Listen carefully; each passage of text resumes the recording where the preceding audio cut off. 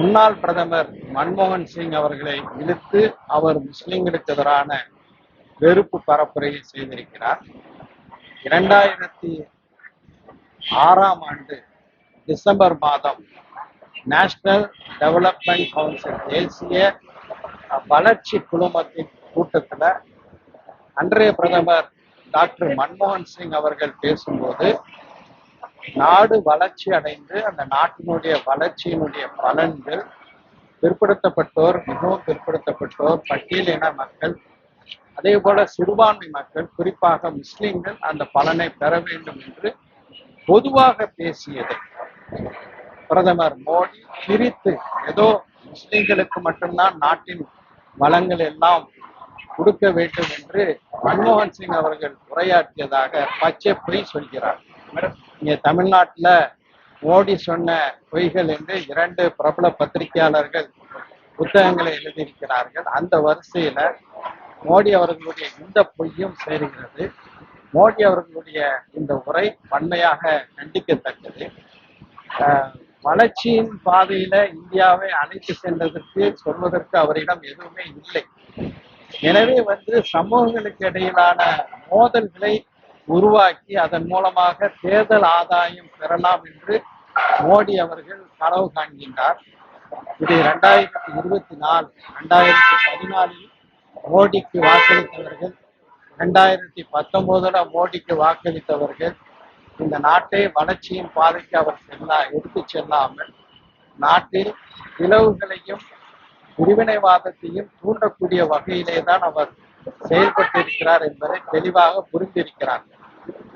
இந்த 18வது மக்களவை தேர்தலுக்கான அறிவிக்கையை வெளியிட்டு தேசிய இந்தியாவினுடைய தலைமை தேர்தல் ஆணையாளர் இது போன்று வெறுப்பு பேச்சுகள் பேசக்கூடாது, குறிப்பாக மத ரீதியான வெறுப்பு பேச்சுகள் பேசக்கூடாது, அதை நாங்கள் சகித்துக் கொள்ள மாட்டோம் என்று பத்திரிகையாளர்களுக்கு பேட்டி அளித்தார்.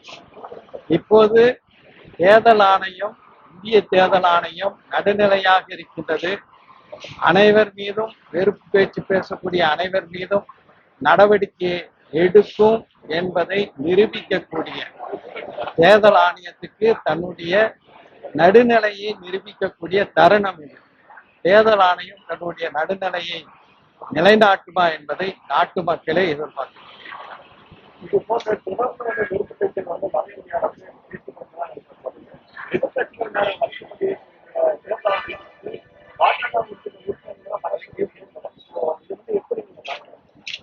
நான் ஏற்கனவே சொல்லிட்டேனே, தேர்தல் ஆணையமே தலைமை தேர்தல் ஆணையாளரே தேர்தல் தேதிகளே அறிவிக்கக்கூடிய அந்த செய்தியாளர் கூட்டத்துல மிக தெளிவாக எதையெல்லாம் அரசியல் கட்சிகள் செய்யலாம், எதையெல்லாம் அரசியல் கட்சிகள் செய்யக்கூடாது என்று தெளிவான வரையறையை அவர் வெளியிட்டார்.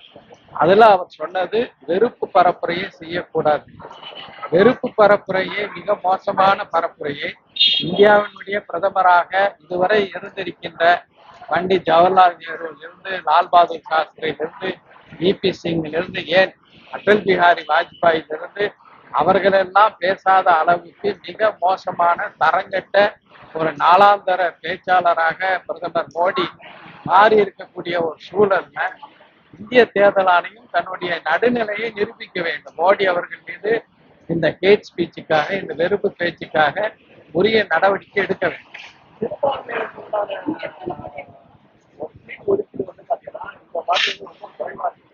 அதெல்லாம் யாருக்குன்னா பேசி முடிச்சாதீங்க, இது போதுங்க.